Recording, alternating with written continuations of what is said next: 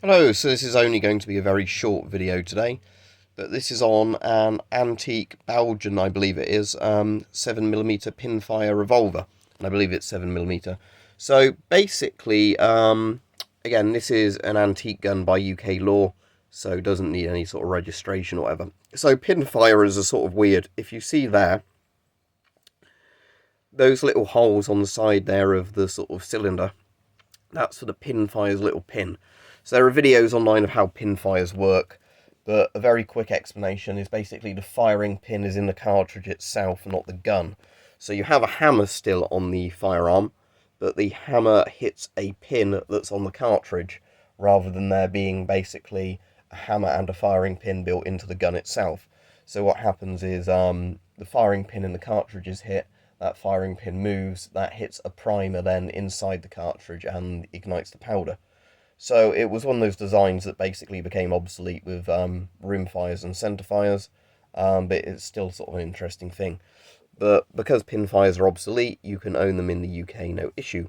So this is the last one in stock on one of the UK deactivated firearms sites. Not in brilliant condition, but also not in bad condition. All the parts of it work. So you've got your little extractor there, which you can also use as a safety, basically, when the chambers are in the right position. Doing this one hand is quite difficult.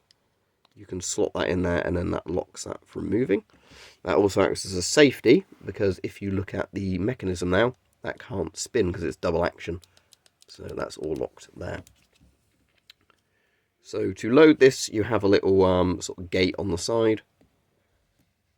You open that up, and you just thumb the rounds in, and then obviously the extractor can be used to extract them once fired. And as you can see, that would line up, and the hammer hits the pins from the top. So the pins would be sticking out of there ever so slightly.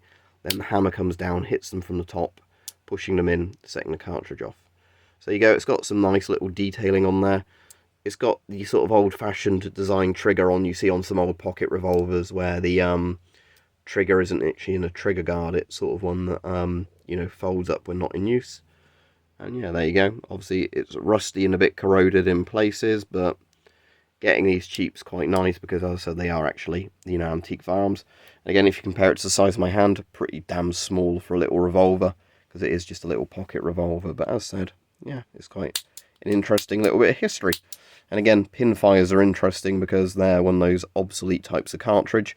Not obsolete because, it's a caliber that's not used anymore or whatever, but obsolete due to the fact that it's a completely different way of setting off a cartridge than what we're used to. But I said, it's quite a nice little detailed revolver there.